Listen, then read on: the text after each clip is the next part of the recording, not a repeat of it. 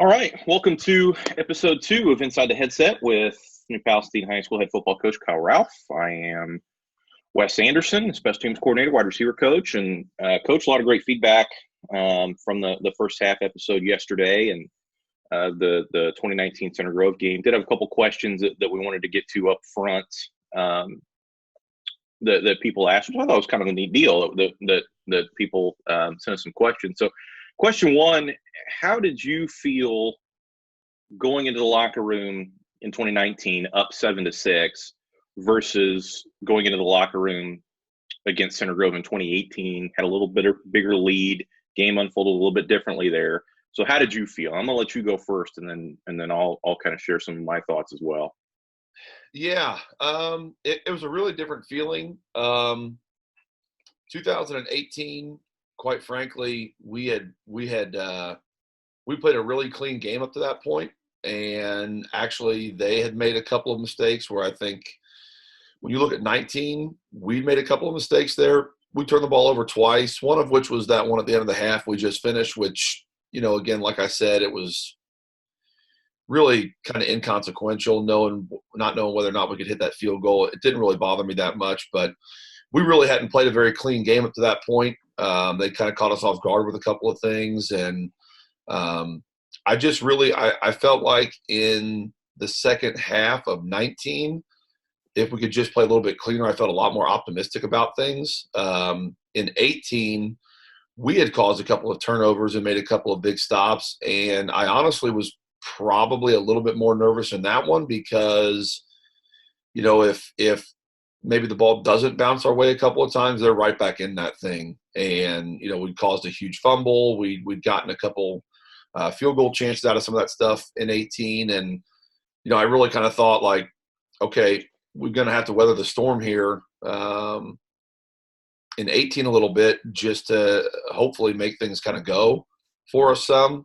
But I felt like our kids had a lot of confidence in 18. I do remember that coming in the locker room, the kids were really fired up and really had a lot of belief that we could get this thing done. I think that 19, again, was just so different in that regard because they'd already played against these guys, and we hadn't played well. We'd kind of executed the game plan, I felt like, well. We'd made them drive the ball really long.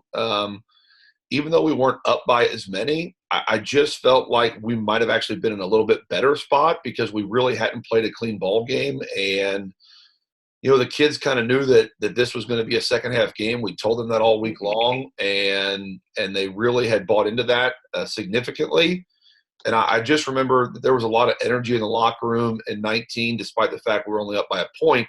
And really one of my concerns on that walk back there actually was what state the locker room was going to be in when I got there, having just thrown the interception and, really kind of kicking myself in the butt for that at that time. Like I said yesterday, it wasn't the best call I certainly could have made, but I felt like it was reasonable. And so actually one of the first things I did was when I got in the locker room was take blame for that and tell the kids, that was my fault. We went ahead and risked it. And, we're going to get that one back. And I think that kind of put the kids at ease as well. And I took the blame for making that decision and not, again, that it was the wrong one, but I think they needed to hear that. And I just remember they just had such a great confidence about them when I got in there and we started making our adjustments and stuff. So, yeah, I felt really good. And like I said, honestly, as strange as it sounds, I may have felt better in 19 than I did in 18.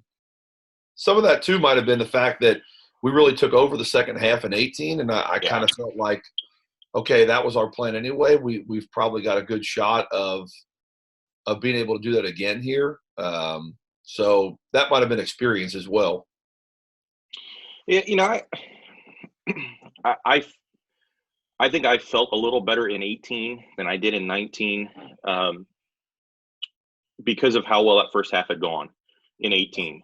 Forced a couple turnovers, blocked the punt. They fumbled the ball to us. We were able to get down there and get points. Our defense was holding. I felt like walking off the field in going into the locker room in 19. We'd only played 2 quarters, but our defense had been on the field about 4 days.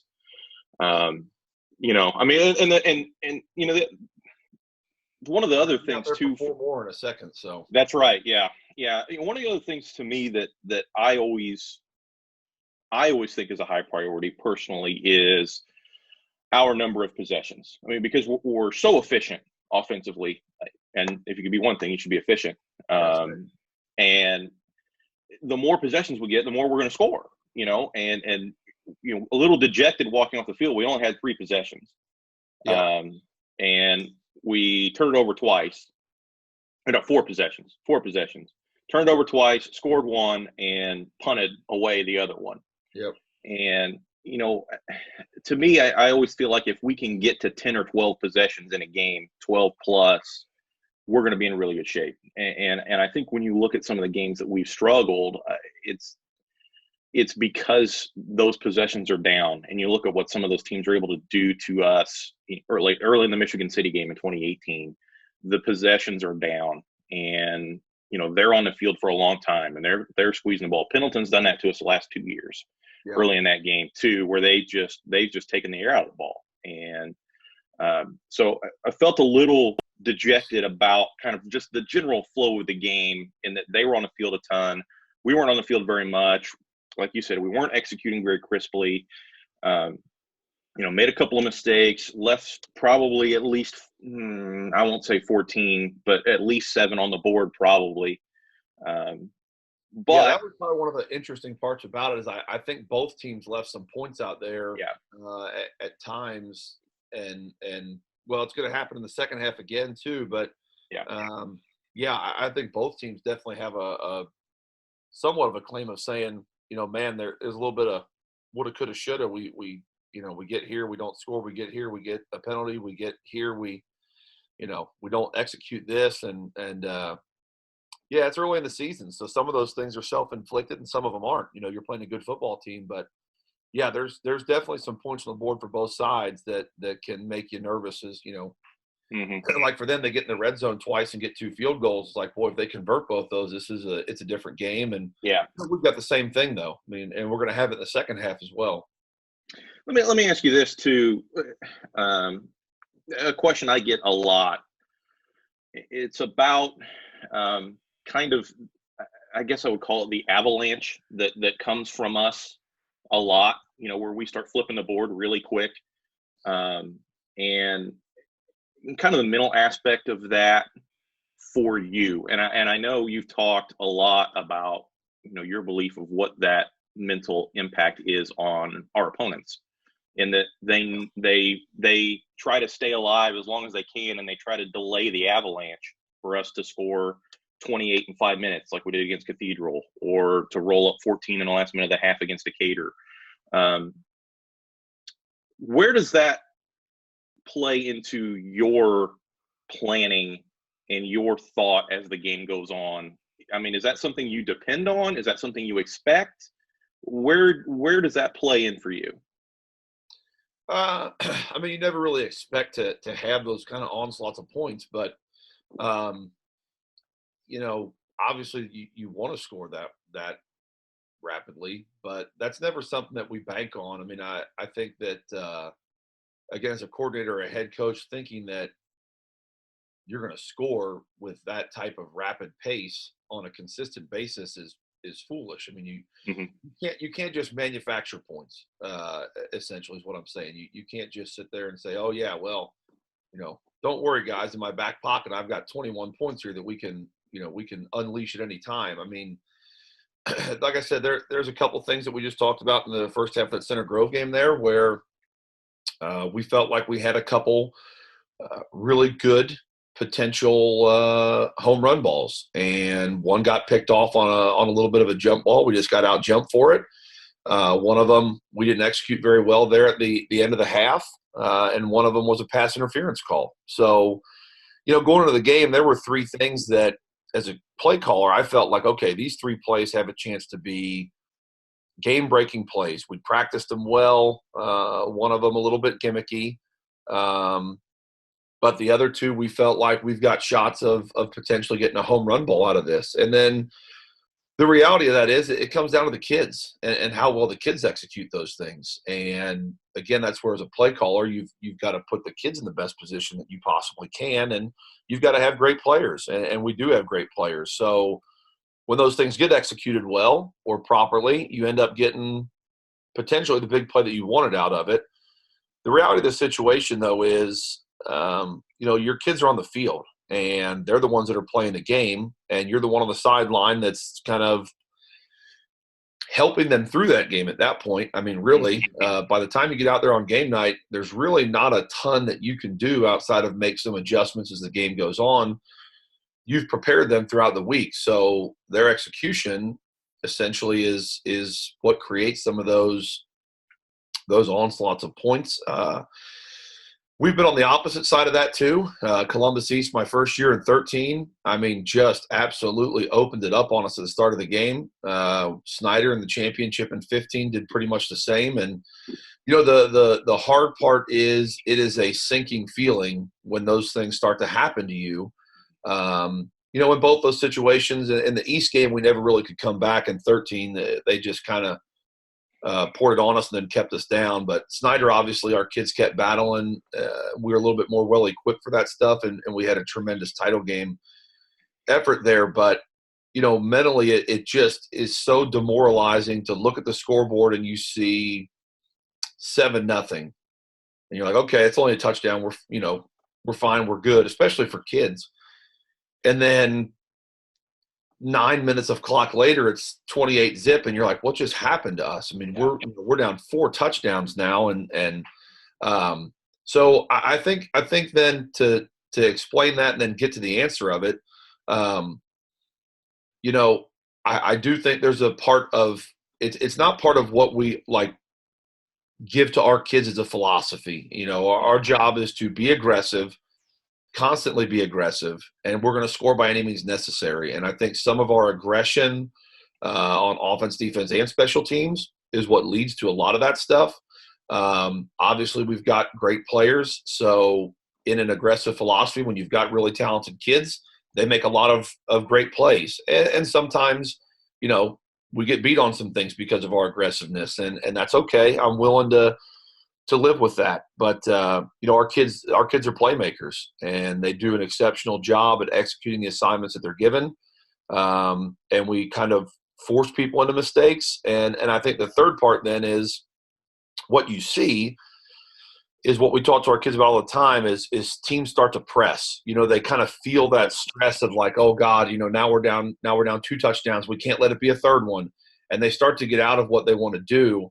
And they start making more mistakes. And that's where things start to compound themselves with how those avalanches begin is the kids, because I'm sure that some of the other coaches have talked to their guys about, man, these guys can score a bunch of points. We can't get far behind. Well, now you get down 2 touchdowns and it's like, oh no, we can't let it be 3. We can't let it be 4. And they start to press it, and the kids start to feel that pressing, and they start to get out of their own rhythm. And it just kind of spirals out of control. And it's happened a lot. I mean, we've been in some really, really good or tight games where our kids stay really calm. They keep playing. They play fast. They play hard.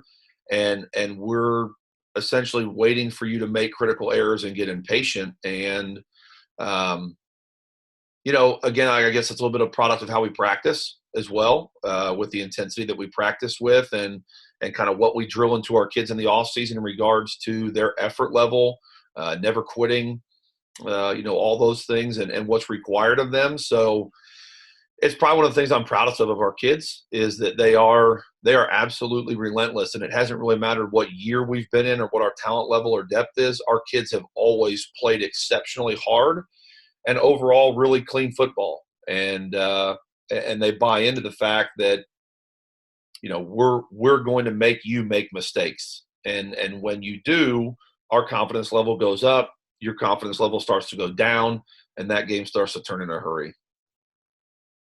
So before we jump in here and start watching the second half,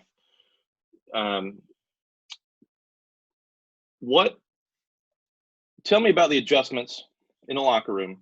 And I think most people that follow our program moderately closely have seen some of the stuff that the Indy Star did, because they were embedded with us for Yeah. this game, for the Center Grove game. And Grace Hollers, one of their photojournalists, did a really great video of a recap of the game. But the voiceover of the video was basically the speech you gave to the kids on the way out of the locker room. So I think most people that know our program have probably seen that. But also talk a little bit about the last words before we come back out to play this third quarter. Yeah, so the overlay voice on that video from the Indy Star was the pregame thing, and really a lot of this week I think revolved around the fact that despite us having been really good the year before in 18 and winning the 5A championship, and we lost some good pieces of the puzzle from that year. We lost our quarterback, we lost our center / defensive tackle that was a 3-time All-State player. We lose a receiver, a couple linebackers, et cetera. We still were bringing back a lot of kids. And it was odd because a lot of the buzz going into the game this week, and this is the biggest game in the state in week 2, really, a lot of the buzz was, about, can they actually do this again? Like last year was a fluke. There's no way that a school this size can beat a school like Center Grove 2 times in a row. They caught Center Grove off guard. There was just a lot of stuff about that out there. And the interesting part of the week leading up to the game to me was the fact that, everyone was just making assumptions, and they just kind of assumed that there's no way that, a school of under 1,200 kids at a public school is going to be able to compete year in and year out with a school like Center Grove, and, or a mixed school just in general. It doesn't make any sense. And to be honest, it's probably true. I mean, on a yearly basis, if we're in a 10-year run, I don't know, maybe we win 3 or 4 of the 10 games, but we had a really good football team. And no one really ever came to us and said, why do you guys think you can do this? Why do you think that this team is a team that can compete with a mixed school again after losing so much stuff? And I kind of use that as a motivational edge to our guys pregame, and then we kind of did one of our little things to kind of get the guys a little bit fired up that we do for our championship caliber games and stuff. So that was that voice overlay. But really at the locker room, the message was, not all that different. Minus maybe a little bit more of the excitement stuff that comes with it because the game's already started. It's halftime, and the message really was essentially like, we've got the lead. We haven't played very clean football at times, and I pretty much challenged them to dig deep into their conditioning and do exactly what we told them to do from the scouting report on, which was we've got to win this game in the fourth quarter. And the final message, well, I'll go back. So the adjustments that we made, obviously got up on the board and drew their spike front, the double walk up, kind of 6-1-ish look, the double spike. So we got that blocked up as best we possibly could. Obviously, when they've got 7 guys in the box and we've only got 5 to block plus a read key, we're always going to have one short. So overall, our decision was essentially to let the front side walk-up guy go to the play side of the play. We're not going to block him because he's really just a contained player. So we don't – where we're going to run the ball to, we chose to not block him and just kind of talked to Charlie and made him understand that none of these plays are going to be able to bounce if they do this. Everything's got to stay inside, which is what they want us to do anyway, but that's okay. And then obviously the backside combos have got to change significantly. So we pretty much talked to Jacob and Kyle about locking onto that spike 5 technique and just trying to wash him down. You're probably not going to cut him off, especially the Booker kid. He's just too good and he's too fast. So what we really wanted to do was just wash him flat down the line of scrimmage and try to open up that cutback lane because the backside walk-up backer hanger had the quarterback. So that guy really couldn't crash because if he did and the quarterback pulls the ball, there's literally no one left for the quarterback on the field. So let me share my screen here, and let me try to find one of these, Yeah. so we can kind of diagram a little bit what we're talking about. Just go back to the Uh, first play of the game and just Here's your show first. the screenshot of the first play of the game. But Okay. so that was one. Anyway, so while you're pulling that up, that was one of our adjustments there that we had to make sure we all understood and got over. Passing situations, it wasn't so bad. So essentially, we're going to block the four guys with their hands on the ground. So if we're going to run the ball to the left in this scenario, let's say, we're going to block the four guys with their hands on the ground. The guy standing up on the right-hand side of the screen, we're not going to touch him because he's going Yeah, to be a contained player to the outside anyway, so he really we're doesn't gonna do factor in. this. And then the stand-up guy on the backside, we're going to leave him unblocked as well because he's got the quarterback. So we don't touch either one of those two. Now this one's a little bit different because the linebacker squatting down to the left is actually a safety because he's got Maxon. So we're going to try to run this a little bit more out of spread anyway when we come back out in the second half, just because it gets that kid out of the box. But essentially the combos all now become the four down lineman plus that middle linebacker standing there right over the top of the center's face. So, it's not the conventional way to do it, but it's what we Hmm. felt like is probably the best with a loaded box like that. Hmm. And just trying to, before we were trying to scoop underneath those defensive ends and get up to those backers or combo the backside to that guy. And it's just not going to happen. Hmm. It's just flat out not going to happen. So the goal was to try to get that thing to cut backside then underneath all that stuff and wash those backside spikes down. Um, Again, that's drawing stuff up on a board. It ends up working pretty well for us here in the second half and ends up being a really good adjustment. But um, that was the best option we had against that, to be quite honest. That's just the way that things had to be. So, we talked to the defense a little bit about a couple of things and just kind of getting our linebackers playing a little bit more instinctually instead of robotic. I thought a couple of those guys were just playing a little bit too tight and not, Hmm. just again, just not very active in regards to being instinctual players and kind of getting them going a little bit. Um, Talked a little bit more about their spread, thinking that if we were to get them behind, they're going to jump into some more spread stuff, and we've got to be ready for that. It ends up being a huge problem for us in the second half, and it's probably the way they move the ball the best here in the second half at times is through that spread stuff. So just making sure that we were assignment sharp against the spread, knowing that it may be a little bit more of their package because it was good in the first half, going over some of the things with the kids again.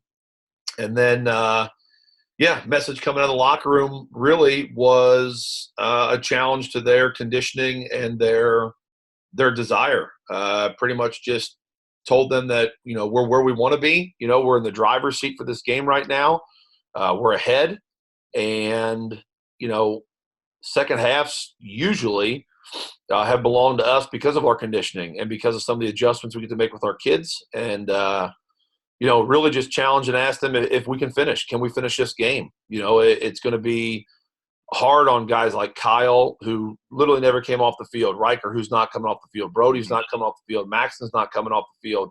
All those guys that are literally pulling double duty have two more quarters to go. And they've been in there for a couple of 13 to 15 play drives by Center Grove's offense. And that's where your conditioning's got to really shine. And I just challenge them: can we finish this game? This is what we train for. This is what we work for.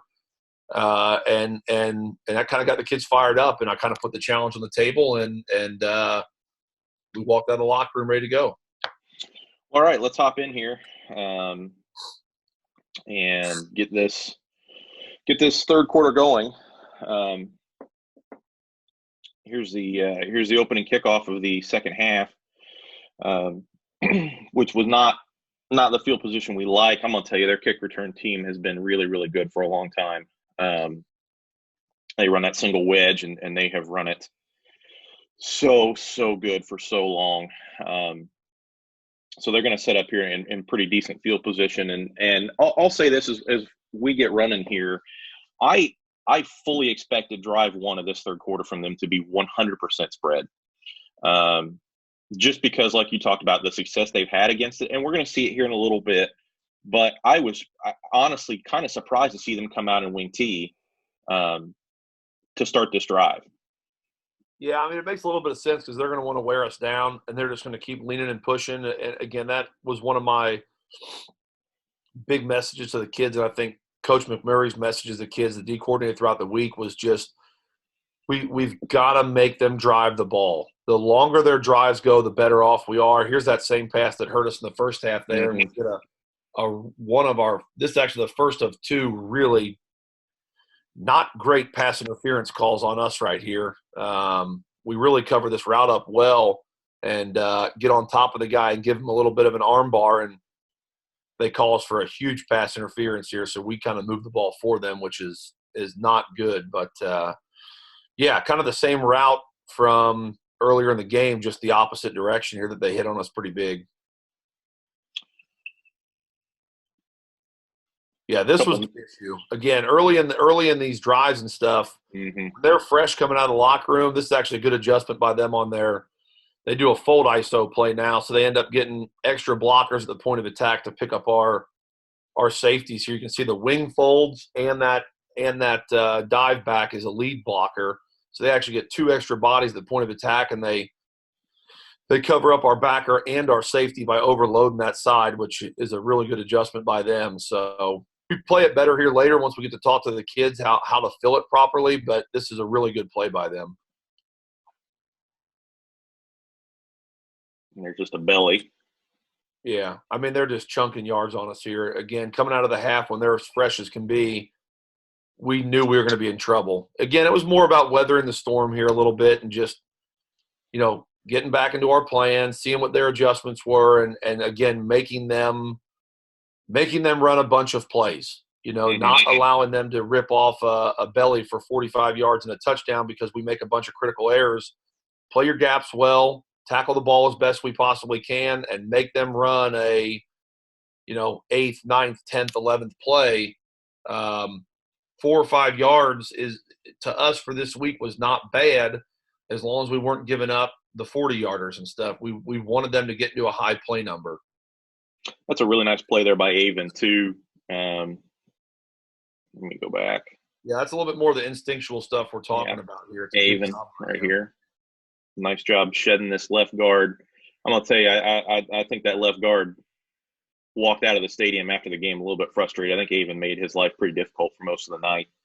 Yeah, Avon had a great night. I think he was second or third on the team in tackles this night, maybe to Maxon and maybe Brody.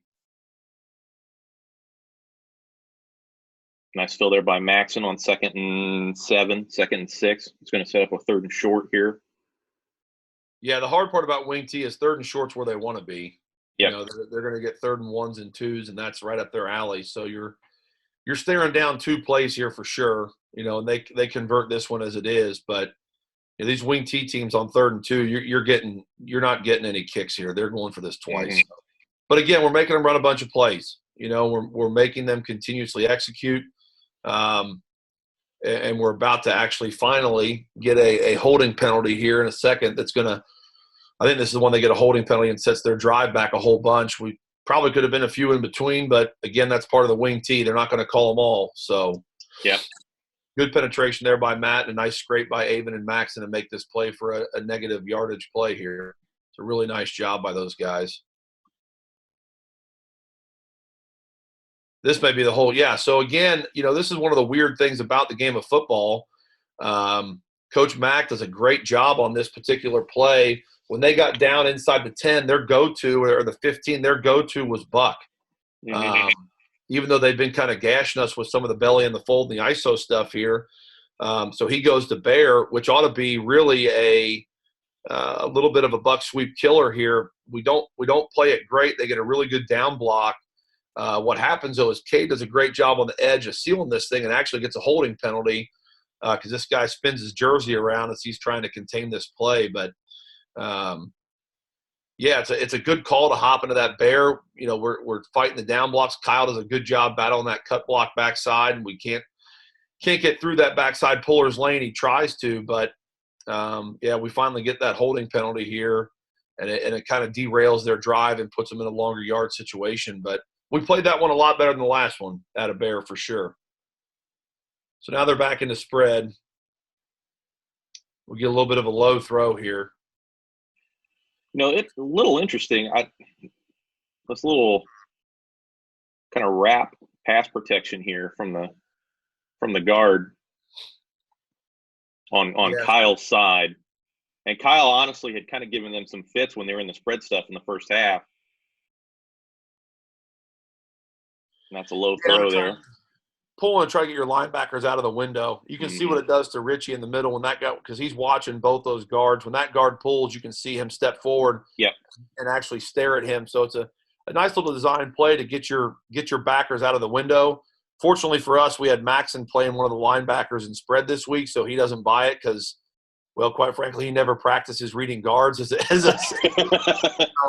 he immediately pass drops because of the scenario and gets out in that window anyway. But yeah, it definitely fools our other backers because they're literally all week we're trained to read guards. So it's a nice concept by them. But yeah, thankfully we get a ball that skips off the turf here and they don't get the first down out of it.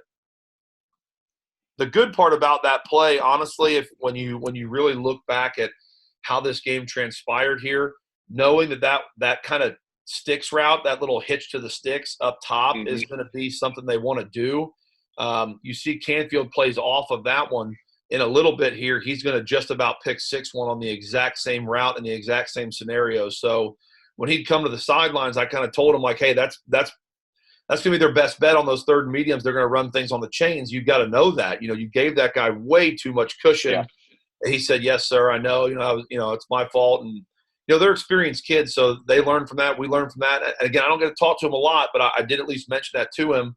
And you'll see here in another drive, he about pick 6s one on honestly the exact same concept here, just being a little bit smarter about his scenario and the situation that he's in. So, we talk to our kids a lot about being, situationally aware.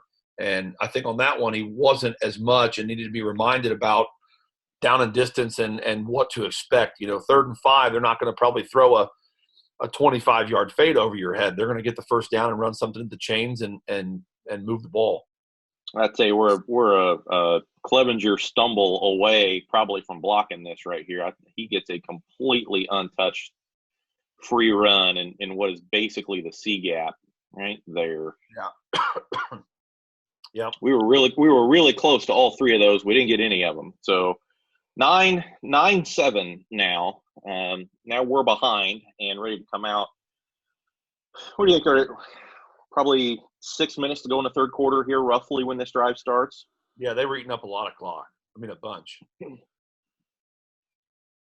That's the other thing. Oh, where's he going? You asked that question earlier about, taking the air out of the ball some. I mean, that's, again, the wing tees deal is, they're snapping the ball with under 5 seconds on the clock. So when you give them a 9, 10, 11 play drive or whatever, they're eating up plenty of time, and it makes every one of your possessions significantly more valuable. Yeah, that's where it should have gone right there. Yeah. All right, so here we come. First down, first drive of the third quarter, and we're going to score pretty quick here, but kind of before we go out, what are you thinking in terms of here's what I want to call, here's what I need to see? Well, I think we've already established from the first half that there's a couple things that aren't well. One thing certainly is not going well for us. So the ISO play. Yeah, the ISO play is really going to be taken out of the equation. It's something that on paper we really felt like this is going to be a really nice addition to the offense for this week. And usually what we do is weekly, there'll be 1 or 2 plays that we really feel like are really good change-up plays. Everyone prepares for our zone stuff, and what we like to do is have 1 or 2 other running plays that we think can take advantage of something they do or personnel that they have, whatever it might be.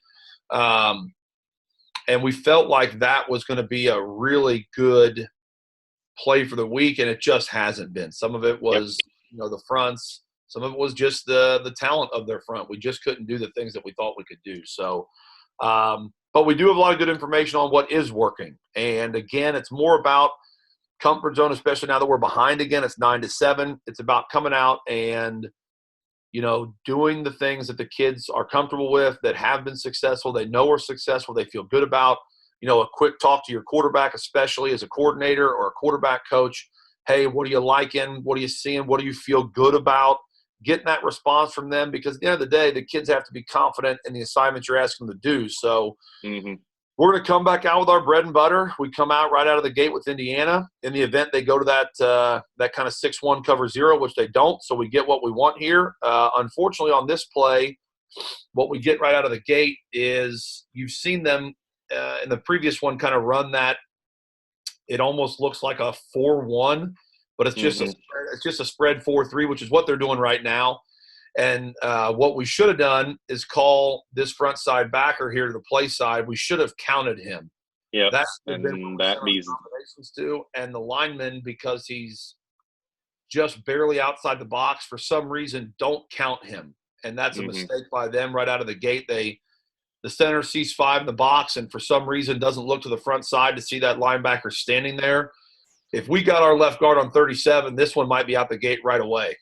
We just make a huge critical error here by not counting that guy as part of our box count and not pushing our combination blocks to him. Again, they're high school players, and they're going to make mistakes out there, and you got to live with it. Still a nice football play. We get a bunch of yards off of it, and we're into a 2nd and short here. So want to come right back with sticks on a short yardage scenario. We've been using it on more long yardage stuff, so I want to kind of change it up some and throw a pass here on 2nd and short. We're going to run our sticks concept again, and luckily for us, in our rotation this time, we've actually got Maxon as the whip player. And when your Division I kid is part of the concept here, you get the ball in playmakers' hands, some great things can happen. I mean, we throw literally a 3 or 4 yard route to him, and he turns it into a 50-yard gain by just being an explosive athlete here. So it's a big play for us. We're really just trying to keep it down, honestly, but this is a quarterback's favorite play right here. 3-yard throw, 50-yard gain. Yeah, I tell you what has helped this a ton. We've called it 3 times now, and we've hit all 3 of them. Yeah, is this should be the hook curl player right here, the play side linebacker. But every time we sprint out, we get him to come charge a quarterback. Yeah, and that has just made this a complete crater. Right. And we've got this coming or going. If 25 wants to sit on the whip, we're still out the gate out here with Riker on the arrow. Yeah. But because we get that front side backer to pressure the quarterback on the sprint out, that leads us to a really nice catch and run. Yep. And a couple of missed tackles, guys trying to tackle him by the ankles.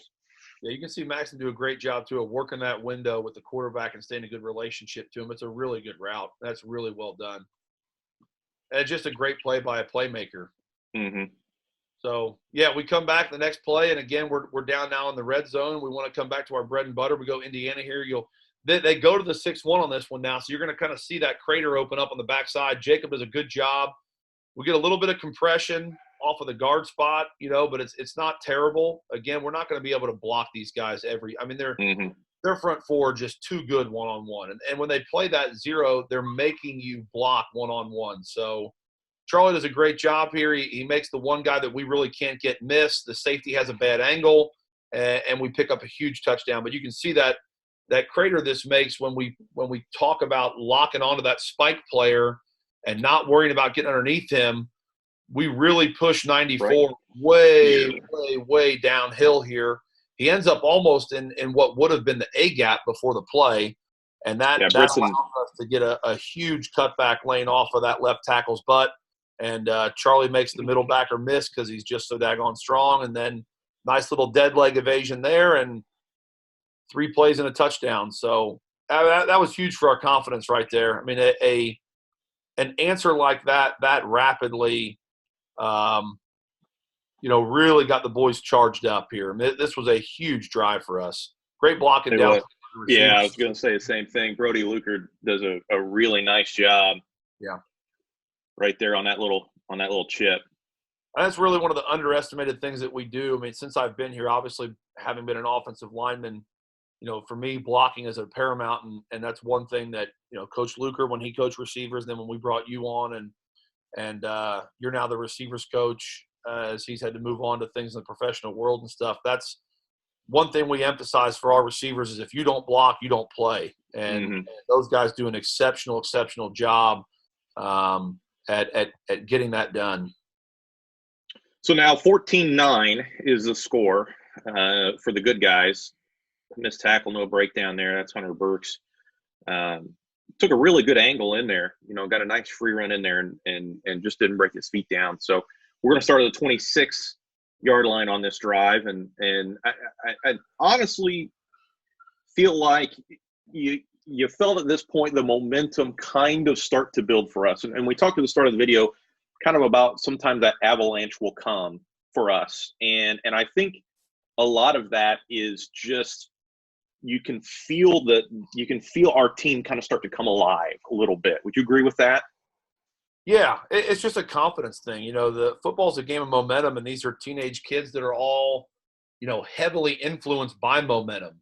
And there are some kids on the team that are looking for that spark. They all play hard. It's not to say that they don't play hard, but all the kids play hard. But there are some kids that respond to those things heavily. They almost need that spark from one of your leader type players to almost get themselves going to a degree. They feed off the energy of the team. And when the energy of the team picks up, everybody kind of picks up. And on the flip side, like I said earlier, it can almost deflate the other team where it negatively impacts them. Now, Center Grove's not in that scenario now, but it certainly can be that way to other teams of, oh, man, we just had a huge touchdown. Like, we just went up on New Pal, and then 3 plays later we score anyway and go ahead again. It's like, oh, my gosh. So it happens. Like I said, they're teenage kids. They're really impressionable with a lot of stuff, and their psyche is hard to monitor during the course of a football game like this. So here's another absolute shot from Taven to the opposite hash over here. This is a play. This is a play that we run. They don't run it quite like we do, but this is a play that we call under. We'll dig right here from this guy, and then we're going to try to run at that corner, and we would run at this safety here. So you kind of get 2 runoffs to try to clear out underneath for this little 10-yard dig, which they don't really do a good job of clearing it out, but it sure helps when that dude can throw 95 and just throw a BB right in his chest. That's a really nice throw.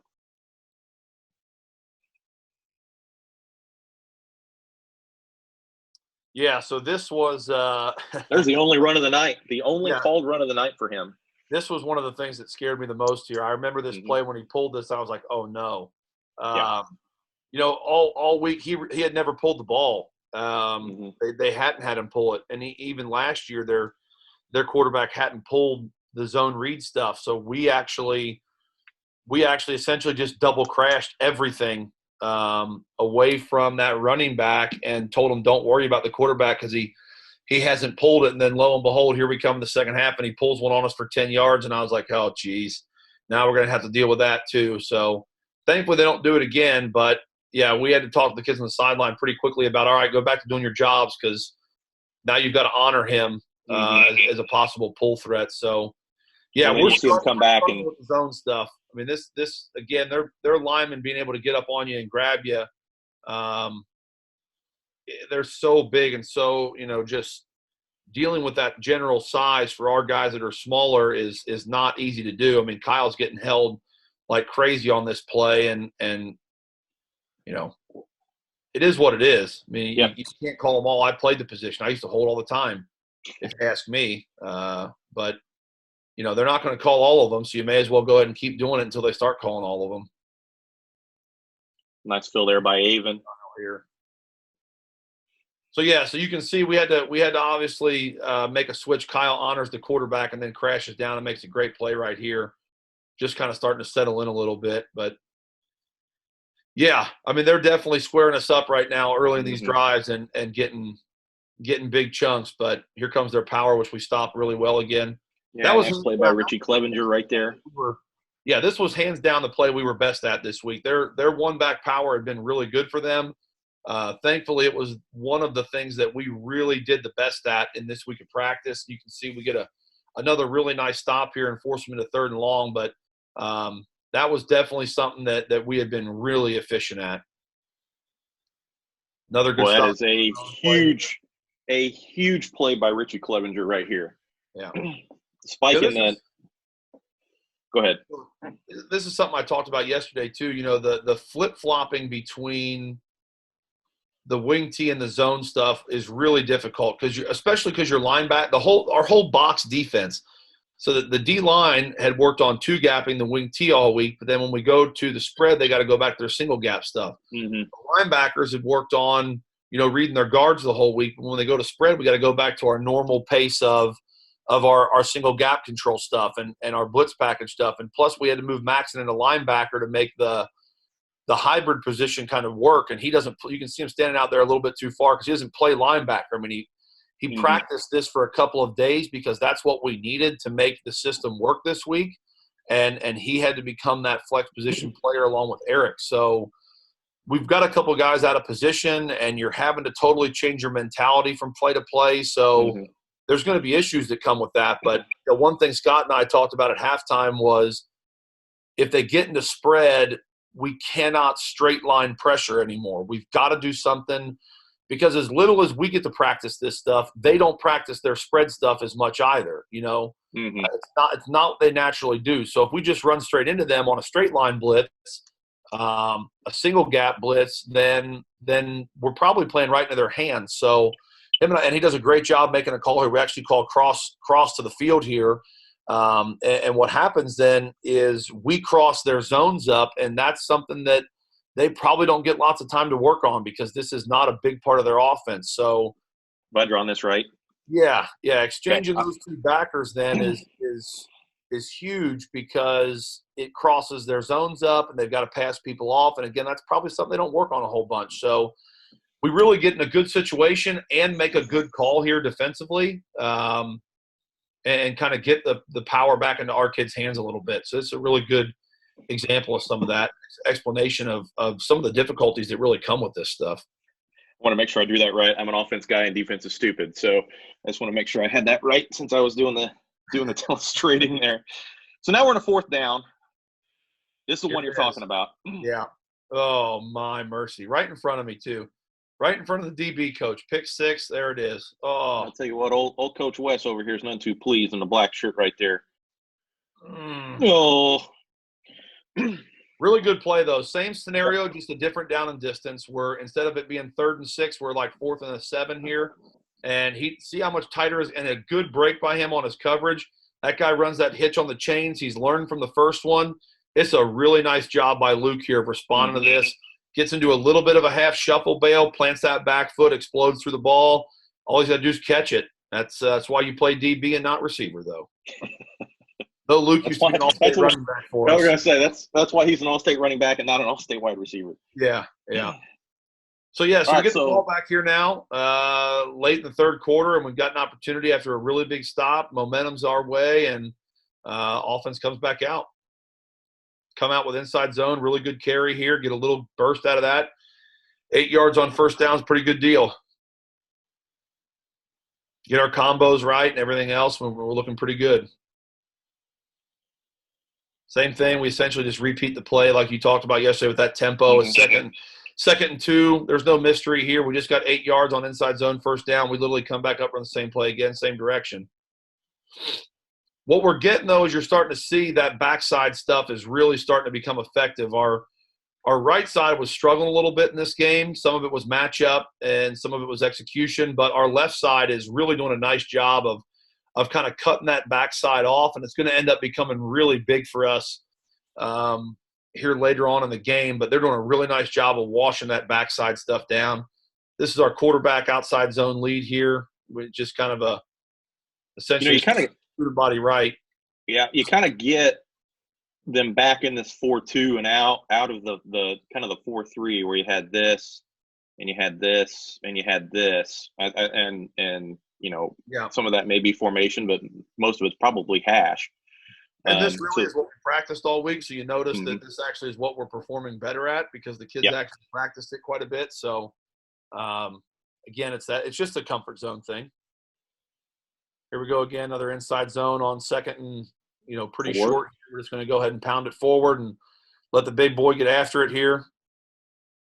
Good push by the offensive line to finish us through. I know we didn't play super clean in this game, and there's a lot of technical stuff with some young kids in there that we had to really work through. And we got Coach Buchanan did a great job with these guys. This is a hard assignment for week 2 when you're breaking in essentially 3 spots. I mean, this was tough sledding, but it did a nice job overall. They were going to try to seal the backside on this deal. They're going to run a little loop and end up actually getting a pretty nice deal on this, trying to seal this backside edge off here, running your zone to the right, and really good cutback off of that backside seal block here. And nice job by Cade Large right there on that. Yeah, really good job, and just kind of seal that backside off, and he washed him down and kind of climbs and picks up that backer scrape. It's really good, really nice job. Another good zone play. This one we should have pulled, but Charlie makes something happen out of this. The hard part for Lincoln is, that alley player that a lot of people would RPO, and we really just in Lincoln's second ever game.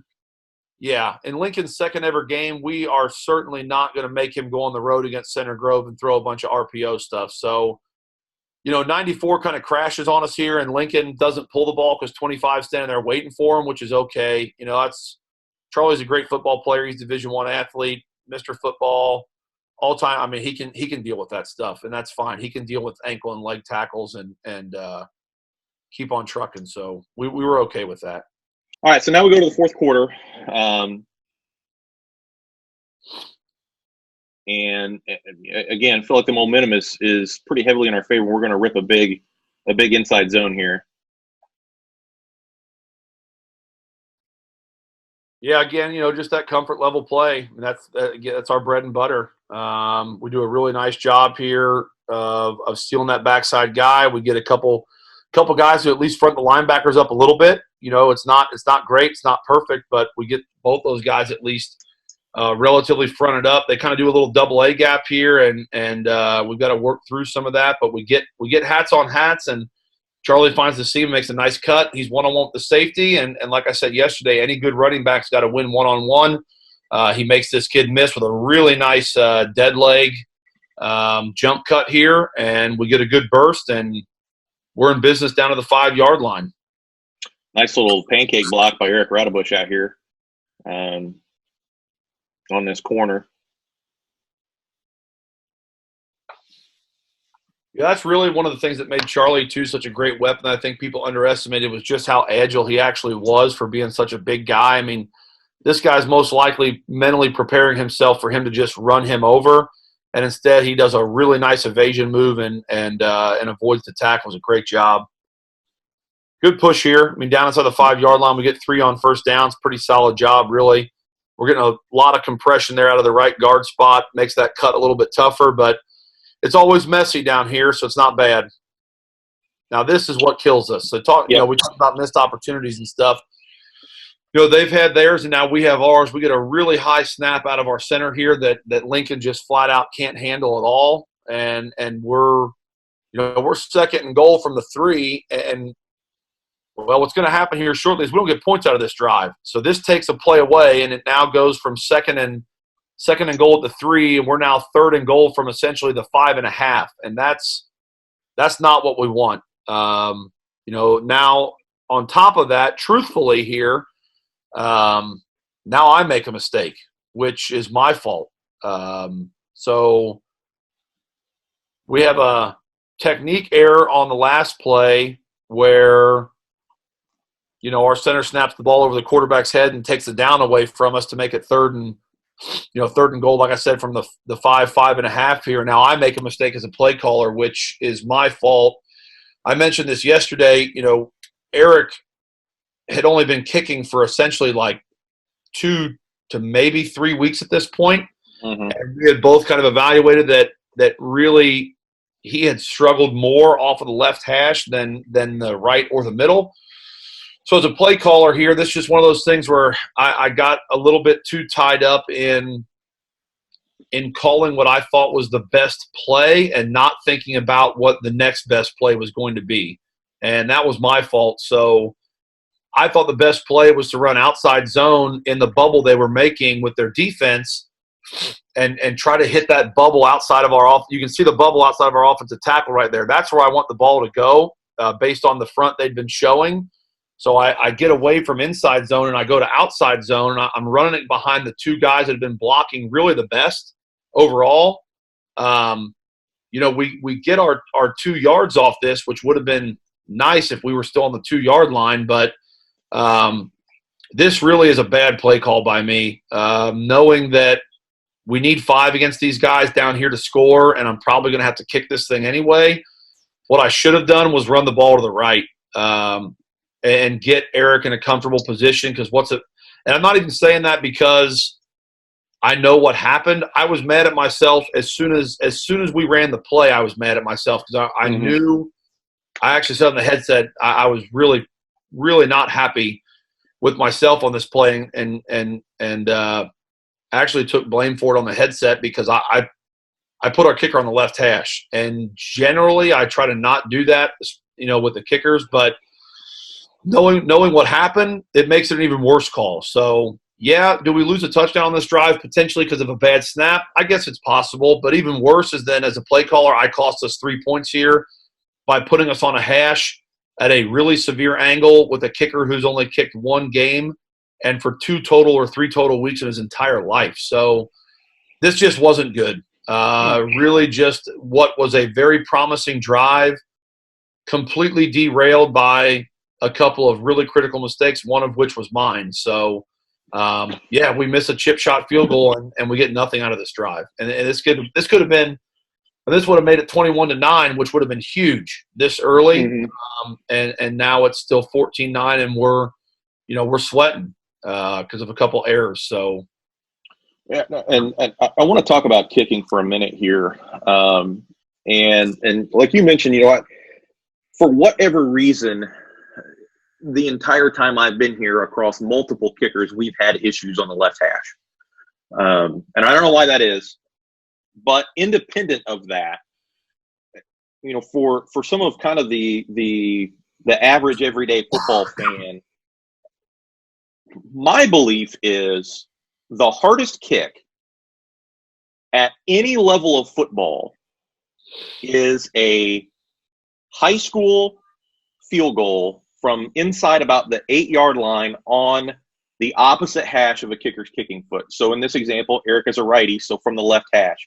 For a kicker that's a left footer, it would be on the right hash. And the reason for that is because the angle is so severe. And, you set your block down, you kind of have your aiming point. When the angle's so wide that the uprights look super narrow.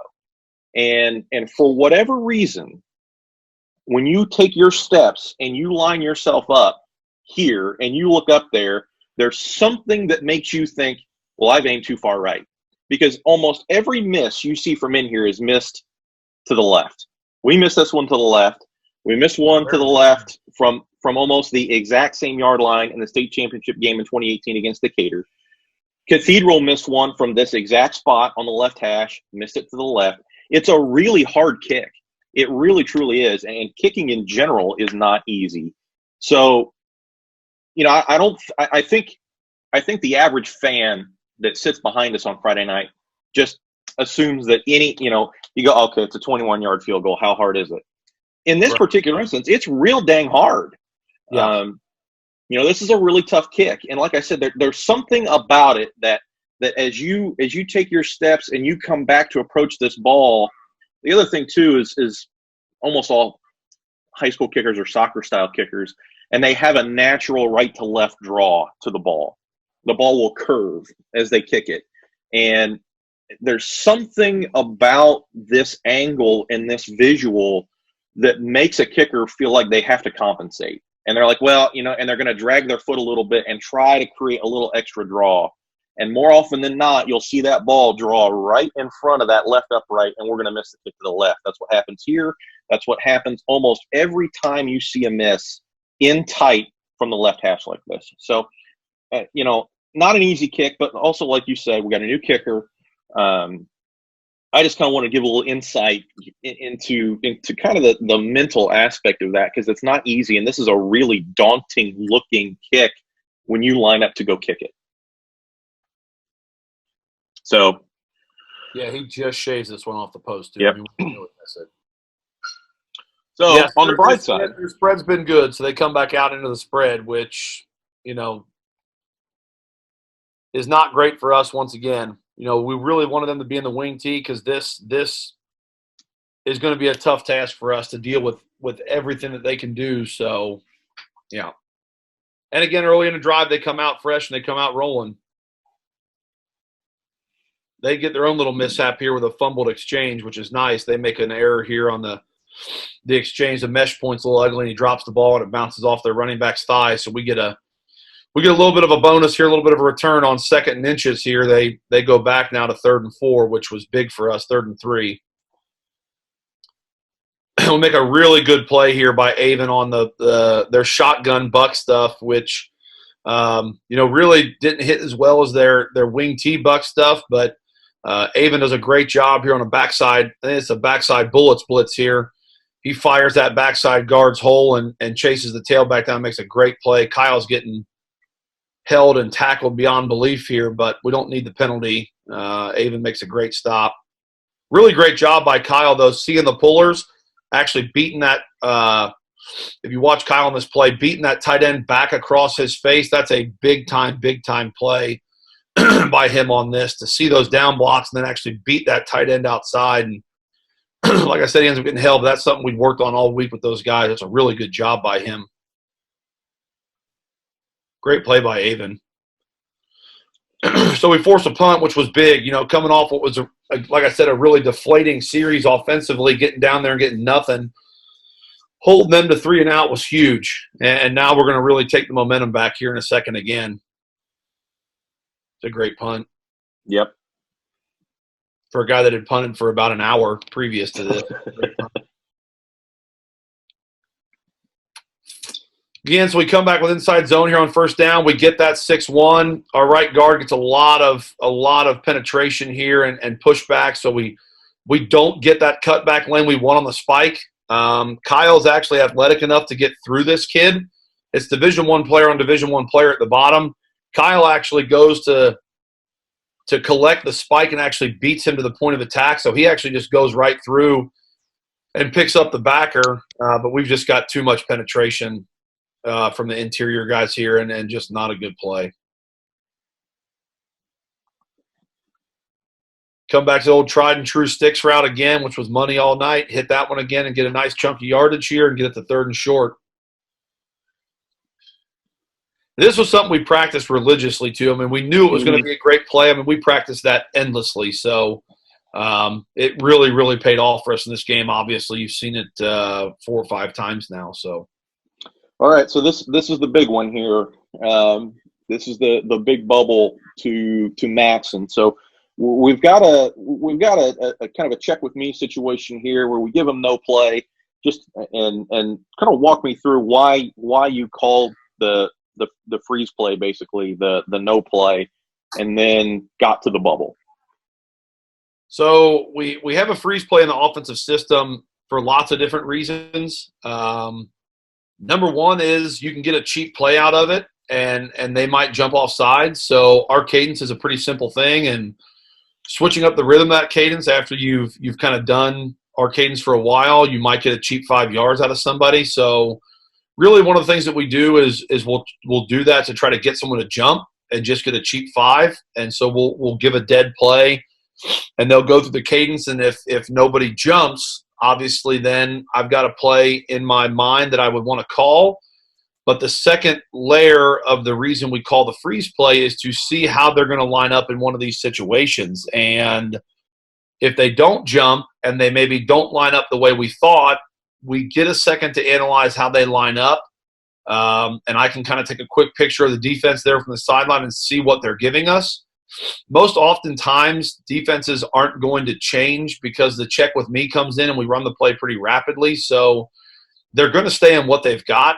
Now this one they do actually get a quick check in and they loosen the box back up, but the thought process behind the check with me's is twofold. One, try to get them to jump off sides. Two, make sure the play you're going to call is the best play possible for the situation so you can be successful. So with this one here, we call the dead play to try to see what they're going to do. It's a 3rd and medium, so we haven't been in this a ton, so I didn't really know what defense they were going to play, and I wanted to make sure that we had – I mean, this is a huge point in the game. It's 14-9.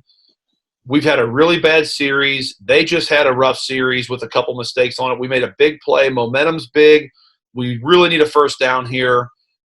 This is going to be critical for us. So I want to make sure that we've got the right play. Now, if they're going to give it to us for free by jumping off sides, even better. But they don't because they're too disciplined. So looked out, and the initial picture, if you go back, the initial picture that we got is this guy walking up to kind of give us what is that 4-3 box with that walk-up guy. Almost presents itself as what you said is almost like a 50 earlier. So that's what we got. So you can see all the kids right now are looking over at me because they haven't jumped off sides. They look at me for the check with me sign. And right now we've got the easiest bubble that we've had in probably a year if they stay the way they are. They're playing 2 over 3 right now, and they look like they're going to bring a lot of pressure. So I give them the bubble call, and as I give that, what you're going to see happen is they check and they loosen away from what they wanted to do. So real quickly, right about now, stop. A little shorter than that. Right about, keep going, right about there, as I see him look out to Maxon from the sideline, I realize what's about to happen. That guy's going to loosen and not come. So I actually screamed out to Riker to check it to crack, which means he's going to come down and block the inside most threat and crack that guy instead of going vertical for what he would think is the most dangerous man, which is way out in front of him. So I screamed out for him to crack, and he kind of gave me a nod of like he heard what I said to him. And we end up getting a huge play. We get the ball to Maxon, which is our best playmaker. Riker gets a really good crack block for a 145-pound kid blocking a 190-something pound kid. And we get the ball to Maxon, who's our best explosive athlete in open space, and he does the rest himself with some really good blocking from Brody. Brody makes a phenomenal downfield effort here to cut this kid off the last second. But, yeah, this was electric. I mean, this was a big-time play. So there's a lot that goes – again, one of those things where, there's a lot that goes into a really, really small window there. It's just one of those things where, as a coordinator, I felt really in tune to this game. I felt like, those were a couple things made on the fly really quick. The bonus is this is high school football, and he could hear me from the sideline to crack. If it were college football or the NFL, maybe it's too loud, he can't hear me. But when I saw that guy adjust, I just screamed real quick out to check to crack, and we get a great play. And again, it's another one of the plays a quarterback loves. That's a bubble, a simple pre-called bubble that's a negative 4-yard pass that goes for a 50-yard touchdown. So looks great on the stat sheet for the quarterback. Even though we almost tripped and my heart stopped right there. I certainly did not want to be down the red zone with him again and deal with that stuff inside the 5-yard line. So big extra point here to go up 12 as well. Let's not have that be lost in the situation here, because it's 20-9 right now, and we're up 11, which is a touchdown, a 2-pointer, and a field goal. So, this is a really important moment in this game when we also had struggled a little bit with some interior pressure. And there's another example. We'd really struggled with some interior pressure on our extra point early in the game. This was not, to me, this was not a sure thing. And I was really concerned about this extra point, if I'm honest. And we get inside of Cade a little bit here, too. We get a little bit of the right guard with those big guys, and then right through that C gap between Ethan and Cade there is difficult. So I'm sure for the 2,500 sitting behind us, they thought, oh, thank God we scored. Great. All right, we're going up we're gonna be up 21-9, super duper, and on the sideline, it's not that. Like that was not how I felt. I thought, oh my goodness, please, please, please, we need this extra point really, really, really bad. Please, no penetration of B gap. Let's be sound. Those are kind of the things that go on the headset that I don't think the average fan really understands the gravity of that particular moment, which is just, quote unquote, just an extra point. Yeah, I watch those PATs with extreme discipline because those points are really important. Mm-hmm. I'm not one of those guys that like turns around and walks up the sideline and, let's go talk about this, that. I mean, I'm watching every one of especially that one. But yeah. Mm-hmm. All right, so 21-9 now, and I feel like they have to be in the spread now. I mean, here's the other bad PI call that we got. You mentioned number 2. Here's number 2. Picture perfect coverage by Cade. He's got a beautiful tricep on armbar running this wheel off, and actually just pressure leans him out of bounds. It is literally exactly what we practice. It is a beautiful rep, and we get a bad PI call here that moves the ball for them and gives them a first down. This is rough. I mean, that is picture perfect coverage from our guys right there, and that was disappointing.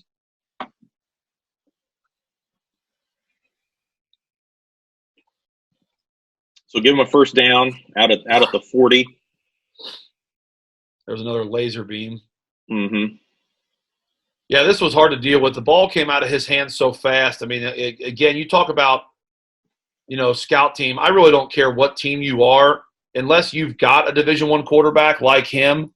There's nothing you can do to replicate the speed at which his arm triggered and then the ball released. I mean, there's nothing that – I mean, how fast that comes up and out of his hand, he's got a tremendous trigger. So our DBs all week, it was more about what you're seeing right now. React and just make a tackle. Don't let them move the ball in the air.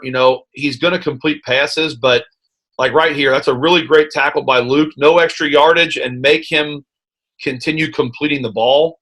Again, it was about a volume thing. How much volume can we make them do?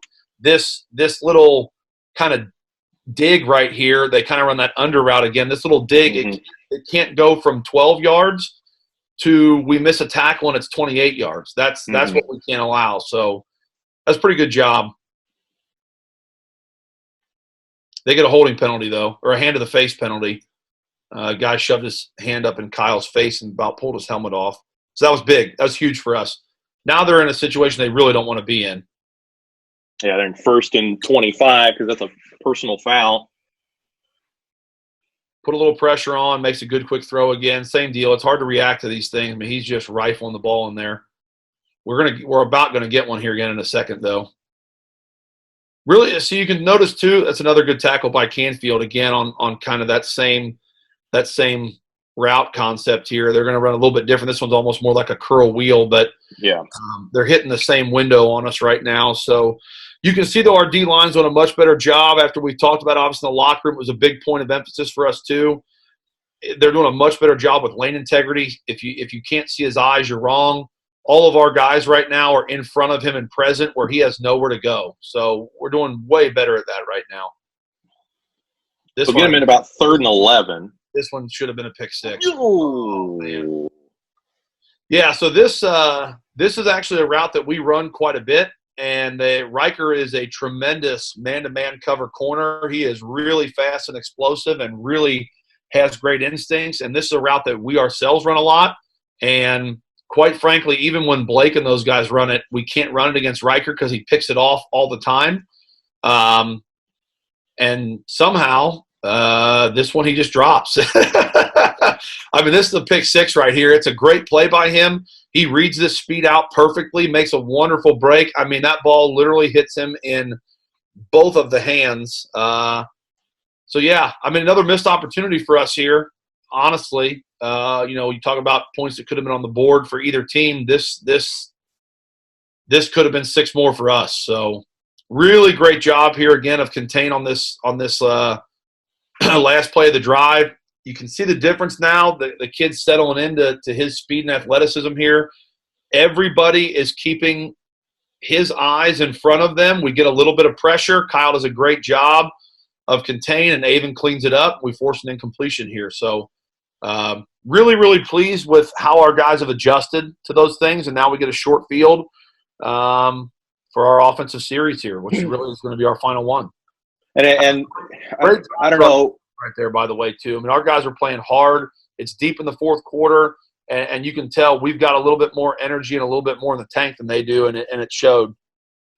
And I don't know how you felt, but after that fourth down stop, we're in decent field position. This was kind of the first time that I just kind of took a breath and felt okay about where we were at. And I say again.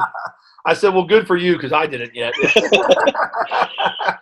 I felt. No, I know what you mean, though. I know what you mean. Where we've got, we've basically got a 2-touchdown lead. I mean, we're up 12. They've got to score at least 14 to come back on us, and we've got the ball in pretty good field position. The game is starting to whittle away. What do you think there is? 9 minutes to go here, maybe 8 or 9 minutes. There's a little bit less than that. The big thing, again, as a head coach, obviously a coordinator too, but this is more of my job than as a head coach. Is I'm not great at math, but I understand football math. So starting to figure out, how much time we need to take off the clock compared to how much time's left in the game, how many possessions they need to actually be able to tie or take the lead in the game, how much time their possessions have been taking, figuring out how much time they're going to need to potentially score, etc. Those are the things that start having to happen in my head right now, and that's what makes this a little bit more of a difficult job for me personally, where, in joking, like, you said you kind of relax a little bit, which, and then I joke that I didn't and I can't, but those are the things that I have to do as a head coach then, is start to figure out, okay, mathematically here, if let's say we go 3 and out right now, okay, well, how much time can I get off of this clock? Where will we put them on the field in that situation with a punt? And then how long do I estimate it's going to take them to potentially score based on what they've been able to do? We get the ball back. Let's say we recover the onside kick and get the ball back. Well, how much more time can we take off now? So I've got to start kind of thinking 2 drives ahead as far as, where we need to be at the end of each one of these drives to win this football game. And that's hard because I'm also calling the plays. So I've got to kind of – it's a dynamic situation where I have to evaluate that based on the success of our drive as well. And that's something that, truthfully, when I was a younger head coach and coordinator, my first years at New Pal, was a lot more of a struggle, trying to evaluate these end-of-game scenarios here, because it was really foreign to me. And I think now, as I'm 7 years into it, I've gotten significantly better. It's not about, we need to score a touchdown, we need to score a touchdown, we need to score a touchdown. It's more about, okay, this becomes survival at this point. How much clock can we bleed to still survive to win this game, knowing that my guys are running out of gas? As a matter of fact, to elaborate on that point, if you look back at that previous drive, after the first play of that previous drive, when they got that big run, some of that was a couple of our guys were so tired they could barely even breathe.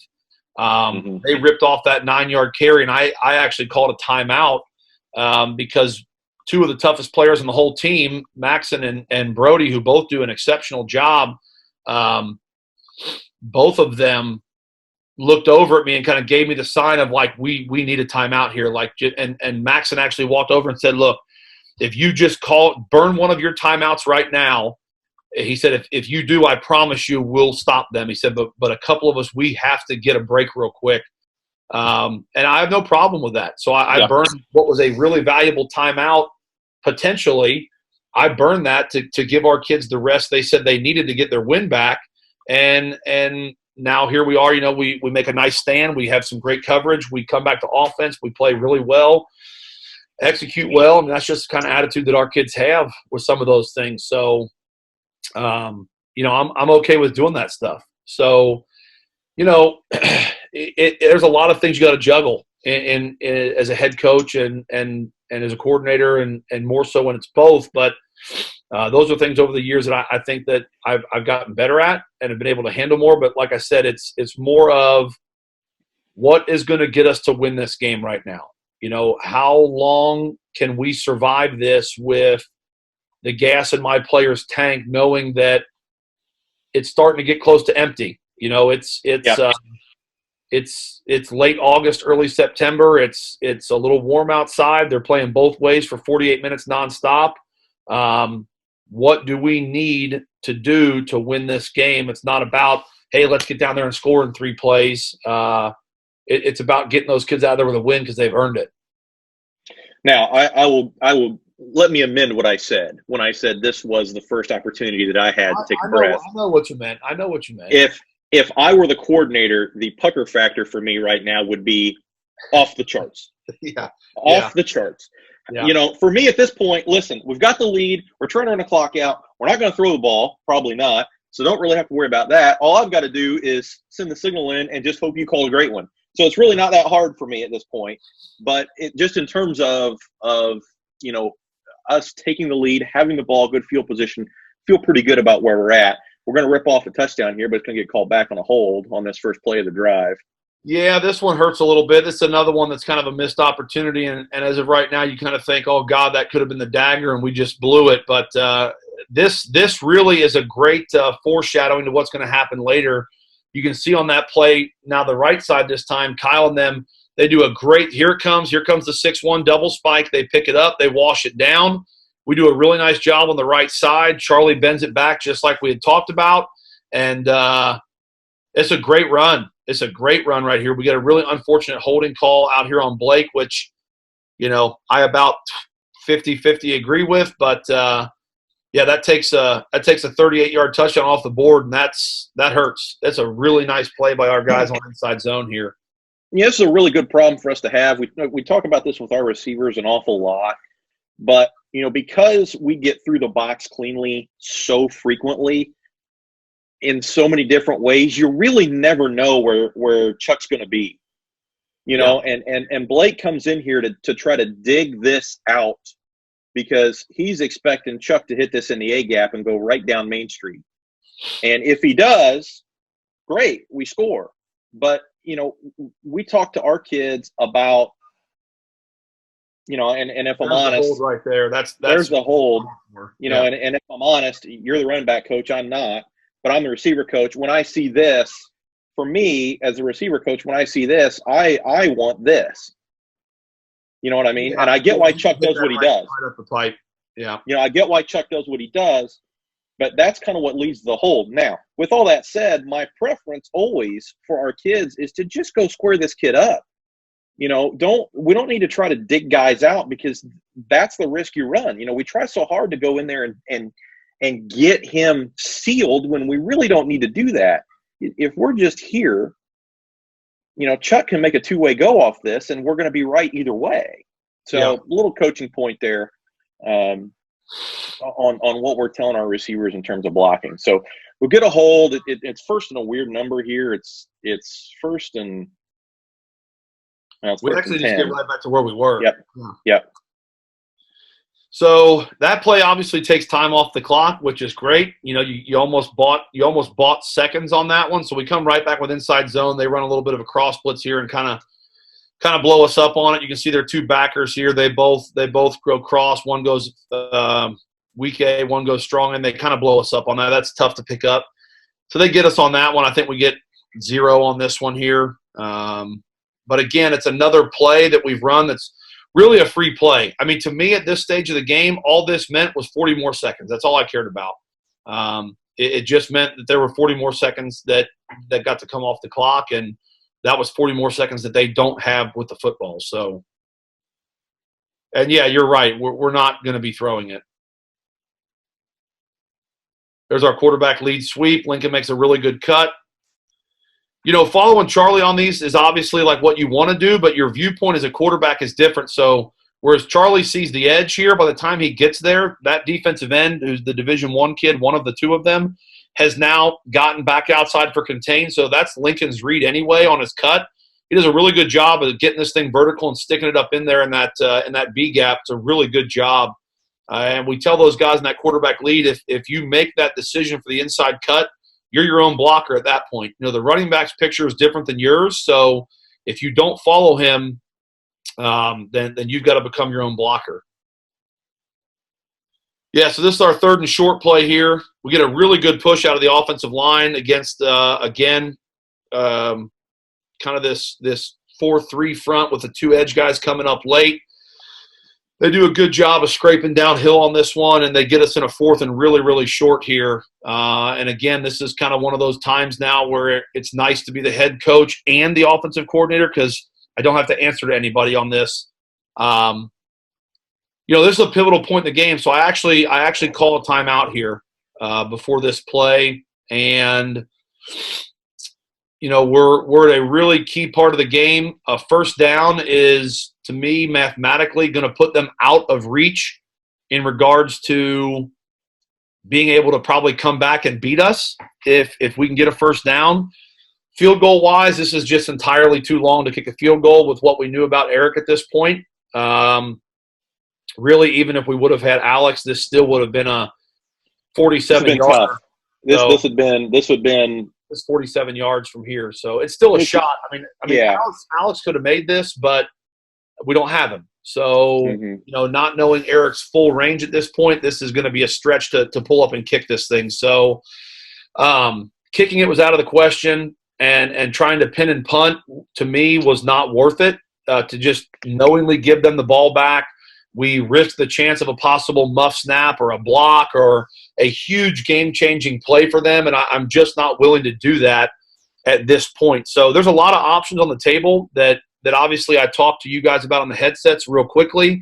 I really had ruled out the possibility of a field goal well before this. So you mentioned something about a punt and pin as a possible option as we talked on the headsets, and I kind of had said that I don't think that risking it right now with all the variables is probably worth it, which you were great with and understood 100%. But I think that's the job of an assistant, and Jeremy Large is up in the box, and he's offering a couple suggestions as well. In this moment, the job of the assistant is to just make sure that we get ourselves into, the best possible call. And I have to end up calling that, obviously, but my job is then take all that information gathered and then make a decision. So my gut feeling on this play was really risky, but I think sometimes as a coordinator, again, I'm the head coach, I don't have to answer to anybody on this. I just get to do it if I want to. So that's, again, a huge bonus to that scenario. But my gut on this had told me that they were full selling for Charlie. I mean, everybody in their right mind is probably going to full sell for Charlie on 4th and short to win the game here. And we really haven't run it to this point in the game yet. It had hurt them in 2018 a lot with Zach. And I make the decision to run our inside zone play, but with the quarterback as the concept ball carrier. So he's going to fake the ball to the tailback. The tailback goes and blocks the read key, and then the quarterback is going to actually carry out the conceptual side of the play. And I elected to bring a wing back in, which we have not done much in the second half. You've noticed we come back to a wing because I wanted to make sure that we had that blocker there to take care of what I assumed was going to be their edge player, their stand-up outside backer. I pretty much assumed they were going to be a 6-man front again. That would then make the guy in charge of the wing the safety who would play further away from the box. I wanted the guy that was free to be further away from the ball. So all those things have to be processed pretty quickly. Again, my gut said that this was going to be better than giving the ball to Charlie on this play because they were going to sell out for him, and I actually let the 175-pound quarterback carry 4th and 1, not the 225-pound Mr. Football tailback. So to a lot of people, this probably seems like complete insanity. Like, hey, coach, your general principle has been give the ball to the big boy and let him do work. there was something about this scenario that I just felt like, with all the information from 2018, the fact that we hadn't run it the entire game, how important this moment was, I just felt like they were going to full sell for Charlie. And a little bit of deception might get us the 1 yard that we needed. And that's what happened here. The guys up front do a great job of blocking this up. We get a hat on a hat. They put a lot of pressure on the side. So if you look at this play, the side that they think Charlie is going to, there are literally 4 guys on the line of scrimmage and a 5th one standing there as a linebacker.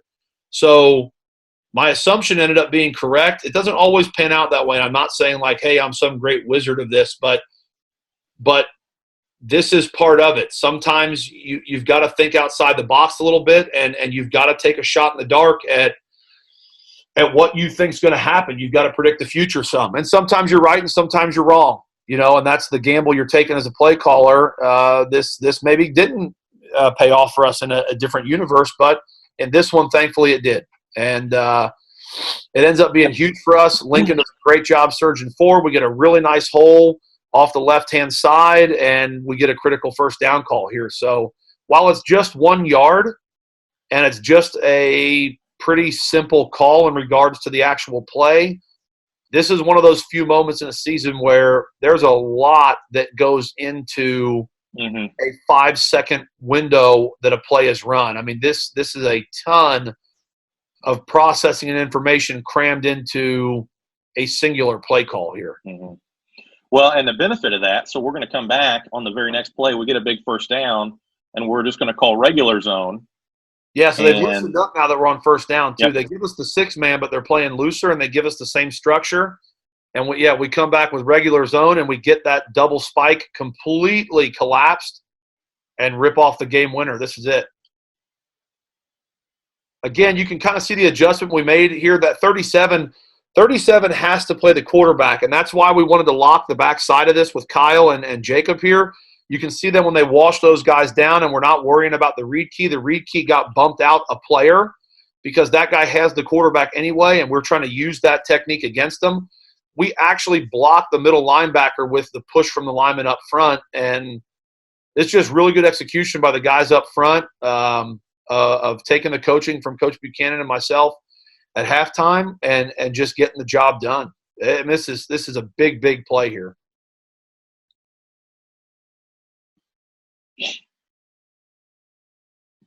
And I was way more relaxed on this PAT than the last one. Well, let's say a much less critical PAT here that we still don't block correctly, or we don't protect correctly. But this is one of the things too that you really, when you watch this play, I know it seems really inconsequential, but when you actually watch this play, this is what makes it such an honor to play teams like Center Grove. Is they really just gave up essentially the game-winning touchdown, but look at their kids play. Yep. I mean, they're still trying to block this PAT because they've been trained to just not give up. That's who they are and what they do.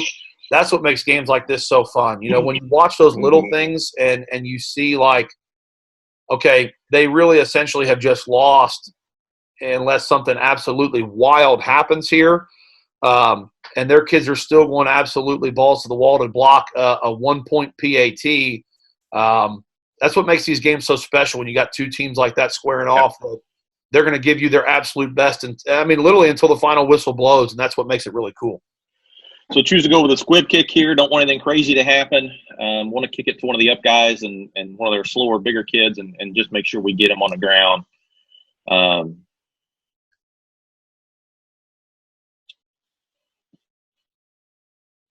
Nice little bat down there by Kyle on first down. Yeah, it's a huge play. Huge play. We hold them to a couple plays here, and I think they end up punting it away to us. I think we go victory here to seal the game when victory is the best play in the game of football. So, yeah, again, a really great pass rush by our kids and a huge sack by Matt. You can see the difference between early in the game when we were, we weren't settled in and got honestly just a little bit undisciplined, how much better our lane rush integrity is here and how much better of a job these guys are doing. That's a beautiful pressured pocket, and then one of our guys gets off his block and makes a massive sack. Again, that's just our kids being responsive to coaching, having to remind them, hey, big game, big environment, got a little bit loose on the plan there. We made some mistakes early with our pass rushes. Fellas, you've got to be disciplined in this stuff, and just a huge credit to our kids in regards to adjusting to that. They're just smart kids, and they're good football players, and that's a nice combination to have on our side. I don't remember what happens on this punt, but I will tell you there's a 0.0% chance that we catch it. Yeah, I specifically told the returner to go nowhere near the football at all. Yep. Yeah, which I actually not even on the screen. I actually think he's up in the box. I didn't even want it to touch somebody. I actually think I scooted him up. He's playing from like 10 to 12 yards deep there. He's right. Yeah, I put him at like 10 yards, so there was no way in the world that we somehow – not like Brody would have touched it anyway, but I was leaving nothing to chance here. Again, it's about survival. I don't want something crazy. Steal a game away from our kids or something. So, and there's a victory formation right there. Yeah, there it is. The best play in the game of football. That's a great win for our kids in our program right there for sure. That's one of the hallmark wins I think that we've had in my 7 years, and something that, you know, I personally was extremely proud of the kids and staff for what we accomplished that Friday night. So there's kind of the look at the full game. Hope everybody enjoyed that. Coach, where do you want to go tomorrow? What game do you think we should do next? Well, I know we've had a lot of – one thing, too, we had a lot of people interact yesterday with Coach West and I on Twitter or maybe a text message and some different comments and stuff. So, you know, if there's something that you guys really would like to see, or maybe a whole game or a series of something, there have been a lot of people that have responded, which I think is great. It's part of why we're doing this. You know, everyone's kind of stuck inside quarantine with this coronavirus stuff, and you know, Coach West and I are really having a lot of fun doing these things. Yeah. And talking about this stuff. And I think it's a unique experience to really kind of get behind your normal clinic talk stuff of, you know, hey, here's this play. Let's talk about how this play is executed, and actually get to the meat and potatoes of what goes on in a real football game, kind of behind the scenes, and how much goes into that stuff. So, you know, if there's something you guys want to see or a particular game, let us know. But I know we had a lot of feedback on wanting to see the two state championship games from the last 2 years from Valpo and Decatur, and people wanted to see the Cathedral playoff games and stuff. So if there's things you guys want to see, trust me, we got unlimited time on our hands right now with not going back to school for the rest of the year and the e-learning days and stuff. We can work around some of those and get some of these done. So yeah, maybe next time we'll jump back to 18 and let's do maybe we'll do the Decatur championship game next and see if, I know that was pretty heavily requested, so maybe get a little more feedback from some people. And again, if you guys have questions that pop up, you know, you see something, you got a question about it, please reach out, make a comment. You know, if you know us personally, send us a message, and each session we'll kind of do what we did today. We'll start off with a Q&A and answer any of the questions that people have asked, and we'd like this to be, you know, as interactive as possible, and get what people need. And Coach and I love talking football, love sharing football, and that's why we're doing this stuff. You don't gotta buy a package from us for $150 to get all the secrets. The game of football is supposed to be shared and enjoyed, and you know, we love doing that stuff. So feel free to ask questions and interact with us as much as you can. All right. Well, Coach, as always, appreciate it. We'll plan on doing kind of one of these every day, hopefully for the foreseeable future if we can. And really enjoyed this one, and look forward to seeing everybody tomorrow. Absolutely.